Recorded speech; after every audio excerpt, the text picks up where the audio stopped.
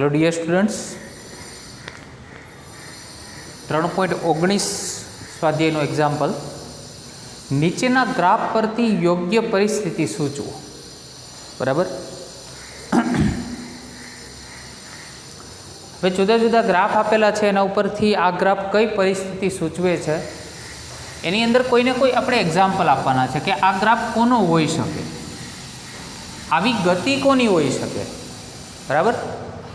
તો પહેલો ગ્રાફ તમને જે આપેલો છે એની અંદર કેવું આપેલું છે કે સૌ પ્રથમ અહીંયા શૂન્યથી ચાલુ થાય છે. બરાબર. પછી આમ ઉપર જાય છે ગ્રાફ અને ફરી પાછો નીચે આવી અને આ જે લાઈન છે બરાબર એને ઓળંગી અને આ સાઈડ આવી જાય છે, નીચેની સાઈડ, એટલે ધનમાંથી ઋણ તરફ આવે છે. બરાબર. તો સિમ્પલ કેલ્ક્યુલેશન છે કે એક એવી સિચ્યુએશન લઈએ કે ધારો કે જમીન પર એક દડો પડ્યો છે, ફૂટબોલ છે ધારો કે, પછી જેવી આપણે એને લાત મારીએ છીએ પગથી એટલે એ દડો ઉપરની તરફ જાય, અહીંયા દિવાલ સાથે અથડાય અને ફરી પાછો આવે અને જમીન પર સ્થિર થઈ જાય. તો આ સ્થિર થઈ જાય એ સ્થિતિ દર્શાવે છે. બરાબર. તો અહીંયા લખી શકાય કે આ ગ્રાફ જમીન પર પડેલા દડાને લાત મારવાથી તેનો વેગ વધે છે, ત્યારબાદ દિવાલ પરથી પાછો ફેંકાય છે, તે સ્થિતિ દર્શાવે છે. અને છેલ્લે શું થાય છે? સ્થિર થાય છે. આ સ્થિર થાય છે. ખ્યાલ આવે છે? બીજી સિચ્યુએશન શું બતાવે છે? તો બીજી સિચ્યુએશન જો અહીંયા વેગ આપેલો છે, સમય આપેલો છે. સૌપ્રથમ અહીંયા મોટી કિંમત આપેલી છે વેગની, પછી ધીમે ધીમે નાની કિંમત થતી જાય છે. તો આપણે હાથની અંદર કોઈ ટેનિસ બોલ લઈએ અને જમીન સાથે આમ અથડાઈએ અને ઉપર નીચે તરફ કરીએ એટલે પહેલાં ઉપરથી આમ નીચે મૂકીએ એટલે પહેલાં સૌથી મોટો ગાળો હોય, પછી ધીમે ધીમે એ નીચે અથડાતો જાય જમીન સાથે અને ધીમે ધીમે નાનો ગાળો થતો જાય. બરાબર. તો દડાને જમીન સાથે અથડાવાથી તેનો વેગ ક્રમશઃ ઘટે છે, એ સિચ્યુએશન બતાવે છે. બરાબર. હવે ત્રીજી સિચ્યુએશન કેવી છે? કોઈ પણ દડાને જ્યારે તમે લાત મારો છો એટલે કોઈ ખૂબ સૂક્ષ્મ સમય માટે એનો પ્રવેગ, એ એટલે પ્રવેગ વધે છે અને પછી પ્રવેગ કેવો થાય છે? શૂન્ય થાય છે. તો જ્યારે સ્થિર દડાને, કારણ કે અહીંયા જો આ અક્ષ પર છે એટલે શું કહેવાય? સ્થિર કહેવાય. સ્થિર દડાને લાત મારતા તે ક્ષણિક સમય માટે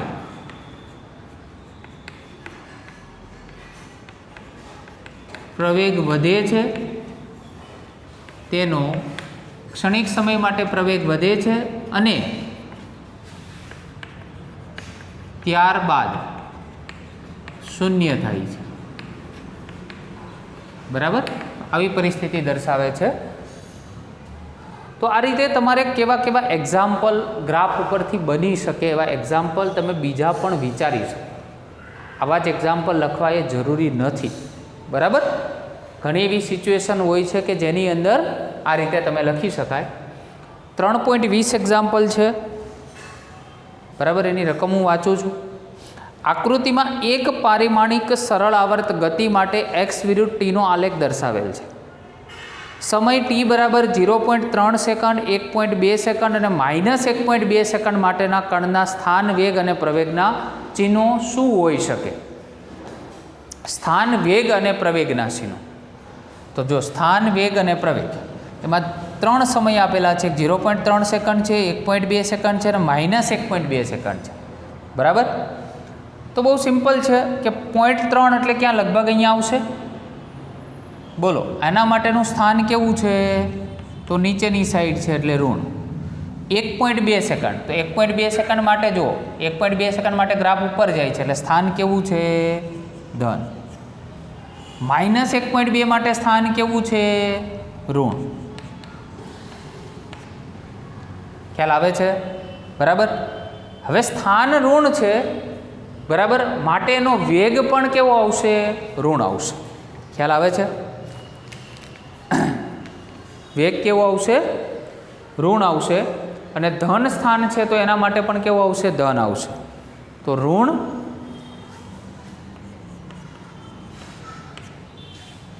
0.3 સેકન્ડ માટે નીચેની તરફ જાય છે એટલે વેગ ઋણ.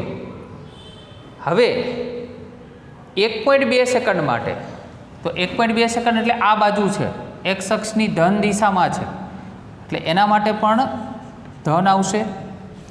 -1.2 સેકન્ડ, હવે -1.2 સેકન્ડ એટલે એનાથી વિરુદ્ધ દિશામાં થયું. તો વિરુદ્ધ દિશામાં અહીંયા જુઓ તો તમને એવું લાગશે કે વેગ અહીંયા નીચેની તરફ આવશે એટલે ઋણ આવશે, પણ વિરુદ્ધ દિશામાં છે એટલે ખાસ ધ્યાન રાખજો મિત્રો, આની અંદર કેવું આવશે? ધન આવશે. આ અક્ષથી આ બાજુની છે એ ધન દિશા કહેવાય, આ બાજુની ઋણ દિશા કહેવાય, એટલે વિરુદ્ધ દિશા કહેવાય, એટલા માટે અહીંયા ધન આવે છે. પ્રવેગની ચર્ચા કરીએ તો આ સૂત્ર ઉપરથી બની શકે, A બરાબર -ω²x. આ સૂત્રની ચર્ચા પણ આપણે આગળ કરેલી છે, બરાબર. -ω²x. ચલો, એમાં એક્સની જુદી જુદી કિંમત મૂકો. તો પહેલી કિંમત ઋણ છે, તો અહીંયા ઋણ મૂકીએ તો ઋણ અને ઋણ એટલે માઇનસ માઇનસ તો પ્લસ આવશે. ચલો, આ ધન છે એટલે પ્લસ માઇનસ તો માઇનસ આવશે, બરાબર. અને માઇનસ માઇનસ અગેઇન શું આવશે? પ્લસ આવશે, એટલે કે ધન આવશે. ક્લિયર? તો આ રીતે તમે જુદા જુદા સ્વરૂપમાં પ્રવેગની દિશા પણ નક્કી કરી શકો, બરાબર. ચલો, 3.21 એક્ઝામ્પલ. એની અંદર પણ 3 સમયગાળાઓ જુદા જુદા આપેલા છે, 1, 2 અને 3 સમયગાળાઓ. તો આપેલી આકૃતિમાં એક પારિમાણિક ગતિ કરતા કણ માટે x વિરુદ્ધ t નો આલેખ દર્શાવેલ છે, જેમાં 3 સમયગાળા દર્શાવેલ છે. કયા સમયગાળા માટે સરેરાશ ઝડપ સૌથી વધુ અને કયા સમયગાળા માટે સૌથી ઓછી હશે? દરેક સમયગાળાને અનુરૂપ સરેરાશ વેગના ચિહ્નો આપો, બરાબર. યાદ રાખો, જેનો ઢાળ સૌથી વધારે, બરાબર, એનો વેગ સૌથી વધારે, એની સરેરાશ ઝડપ સૌથી વધારે, બરાબર. તો ઢાળ કેવી રીતે માપી શકાય? તો સૌપ્રથમ હું પેન અહીંયા મૂકું છું આ રીતે. જો આ પહેલા સમયગાળા, બીજા સમયગાળામાં પેન થોડી આમ થાય છે, અને ત્રીજા સમયગાળામાં પેન જો સૌથી વધારે આ રીતે, એટલે ઢાળ સૌથી વધારે કોનો છે? આ ત્રીજા સમયગાળાનો ઢાળ સૌથી વધારે છે. આનો ઢાળ આના કમ્પેરિઝનમાં ઓછો છે, બરાબર. એટલે પહેલું તો જવાબ એ કહી શકાય કે ત્રીજા સમયગાળો જે છે, બરાબર, એના માટે સરેરાશ વેગ સૌથી કેવો હશે? વધારે હશે. તો ત્રીજા સમયગાળાનો ઢાળ સૌથી વધારે હોવાથી તેનો વેગ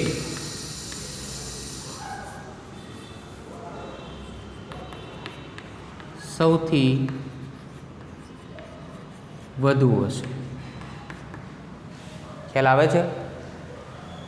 ચલો, બીજો પ્રશ્ન શું પૂછ્યો છે? સરેરાશ ઝડપ સૌથી વધુ અને સમયગાળા માટે સૌથી ઓછી હશે, તો પહેલાં અને બીજાના મૂલ્યો, પહેલા સમયગાળા માટે અને બીજા સમયગાળા માટે વેગ ઓછો હશે, કારણ કે તેનો ઢાળ કેવો છે? ઓછો છે. તો સૌથી ઓછો આનો થશે. તો બીજા સમયગાળાનો ઢાળ ઓછો હોવાથી વેગ એનો કેવો હશે? ઓછો હશે. એટલે આનો સૌથી વધારે અને આનો સૌથી ઓછો. બીજો પ્રશ્ન પૂછ્યો છે કે દરેક સમયગાળાને અનુરૂપ સરેરાશ વેગના ચિહ્નો આપો. હવે સરેરાશ વેગ તમને ખબર છે, પહેલા અને બીજા માટે કેવું થશે? ધન થશે, અને ત્રીજા ગાળા માટે કેવું થશે? ઋણ થશે, બરાબર. તો પ્રથમ અને બીજા સમયગાળા માટે વેગ ઉપર છે એટલે ધન તથા ત્રીજા સમયગાળા માટે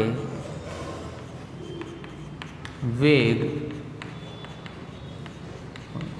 ઋણ થશે. બરાબર. તો આટલી ટોટલ માહિતી આપણે આ એક્ઝામ્પલમાં આપવાની છે.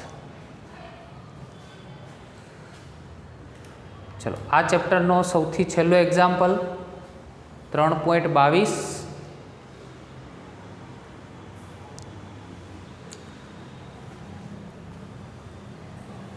આકૃતિમાં દર્શાવ્યા મુજબ અચળ દિશામાં ગતિ કરતા કણ માટે ઝડપ સમયનો આલેખ દર્શાવેલો છે. આલેખ તમને આપેલો છે, જેમાં 3 સમયગાળા દર્શાવેલ છે. કયા સમયગાળા માટે સરેરાશ પ્રવેગનું માન સૌથી વધારે હશે?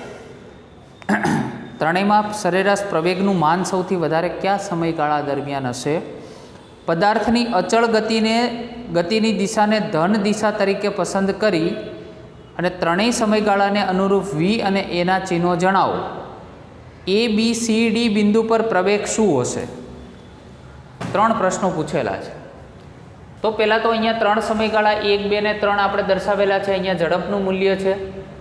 આકૃતિમાં બીજા સમયગાળામાં ઢાળ સૌથી વધારે હોવાથી, તો જો આ ઢાળ સૌથી વધારે છે અને આનો ઢાળ ઓછો છે, આનો ઢાળ તો એકદમ ફ્લેટ જેવો છે. ફ્લેટ એટલે એકદમ સમાંતર જેવો છે. ખ્યાલ આવે છે? બરાબર. તો બીજા સમયગાળાનો ઢાળ સૌથી વધારે એટલે એનો પ્રવેગ કેવો હશે? મહત્તમ હશે.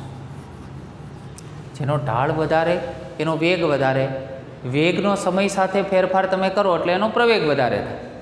પરંતુ ત્રીજા સમયગાળા માટે પ્રવેગ શૂન્ય હશે. કેવી રીતે? તો જુઓ, અહીંયા એકદમ આમ સમાંતર આપેલું છે એટલે વેગ અચળ થઈ ગયો. વેગ અચળ હોય તો પ્રવેગ શૂન્ય થાય. આપણે ચર્ચા કરેલી છે. વેગ અચળ તો પ્રવેગ કેવું થાય? શૂન્ય થાય. બરાબર. પ્રથમ સમયગાળા માટે ઢાળ કેવો છે? ધન. હવે ત્રણેય સમયગાળા માટે આપણે પ્રવેગ અને વેગના મૂલ્યો લઈએ છીએ. હવે પહેલો સમયગાળો છે એની અંદર ઢાળ કેવો છે? ધન છે, એટલે પ્રવેગ ધન આવશે અને વેગ ઉપરની તરફ જ છે. ત્રણેય જુઓ, ત્રણેય ગ્રાફ ક્યાં આપ્યા છે? આપણે ઉપરની તરફ, એટલે ત્રણેયમાં વેગ તો કેવા આવશે? ધન જ આવશે. પરંતુ બીજામાં વેગ ઋણ આવશે, નીચેની તરફ જાય છે એટલે બીજામાં વેગ કેવો આવશે? ઋણ આવશે. અને ત્રીજા સમયગાળા દરમિયાન તો અહીંયા જ આપણે વાત કરી છે કે પ્રવેગ કેવો છે? શૂન્ય છે. કારણ કે અહીંયા ઢાળ કેવો છે? આમ અચળ આ રીતે હોય, આ અક્ષને સમાંતર છે. એટલે જ્યારે આવી રીતના આપણે દર્શાવીએ એટલે એનો વેગ છે, વેગ અચળ થાય અને વેગ અચળ હોય એટલે પ્રવેગ કેવો થાય? શૂન્ય થાય.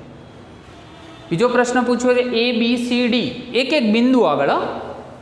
અહીંયા એ બિંદુ, પછી આ બી બિંદુ, પછી અહીંયા સી અને ડી, આ દરેક બિંદુ આગળ પ્રવેગનું મૂલ્ય શું હશે? તો પ્રવેગ હંમેશા શૂન્ય હશે. કેમ? આ અક્ષને સમાંતર છે. જો આ બિંદુ અક્ષને સમાંતર છે, અક્ષને સમાંતર, અક્ષને સમાંતર અને અક્ષને સમાંતર. હવે અક્ષને સમાંતર હોય તો હમણાં જ વાત કરી એ પ્રમાણે એમાં વેગ હોય જ નહીં. વેગ કેવો હોય? અચળ હોય. અને વેગ અચળ એટલે પ્રવેગ કેવો થાય? શૂન્ય થાય. ક્લિયર? તો આ પ્રકારના કન્સેપ્ટ તમારે બધા યાદ રાખવાના થાય. ખ્યાલ આવે છે? ઓકે. તો આજે વિદ્યાર્થી મિત્રો આપણે ચેપ્ટર નંબર 3 એકદમ કમ્પ્લીટ કરીએ છીએ. ઉદાહરણ, થિયરી, બરાબર, અને સ્વાધ્યાયના દાખલાઓ સાથેનું. બરાબર. નેક્સ્ટ લેક્ચરથી આપણે ચેપ્ટર નંબર 4 એનું સ્ટાર્ટિંગ કરીશું. બરાબર.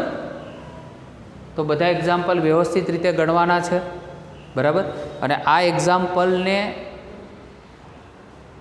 રિલેટેડ જેટલા પણ MCQs હોય એ પણ રેફરન્સ બુકની અંદરથી તમારે પ્રેક્ટિસ કરવાની છે. ફક્ત થિયરી અને દાખલાઓ આધારિત અને પુસ્તક આધારિત તમે ફક્ત થિયરી કરશો ને એના દાખલાઓ કરશો તો એ પૂરતું નથી. સાયન્સમાં તમારે એક્સ્ટ્રા MCQ કરવા પડશે, કારણ કે JEE અને નીટની અંદર એક્સ્ટ્રા MCQs પણ હોય છે. બરાબર. તો રેફરન્સ બુકની અંદર ઘણા બધા આવા MCQs આપેલા હોય છે. તો જ્યારે પણ ચેપ્ટર કમ્પ્લીટ થાય કાં તો ચેપ્ટર આપણું ચાલુ હોય જે પણ ટોપિક ચાલે છે એને જ રિલેટેડ જેટલા પણ MCQ એ જોડે જોડે જ કરતા જવાના, જેના કારણે શું થાય કે તમને ક્લિયરિટી આવતી જાય, દરેક કન્સેપ્ટ તમારા વ્યવસ્થિત ક્લિયર થતા જાય. Okay, thank you very much.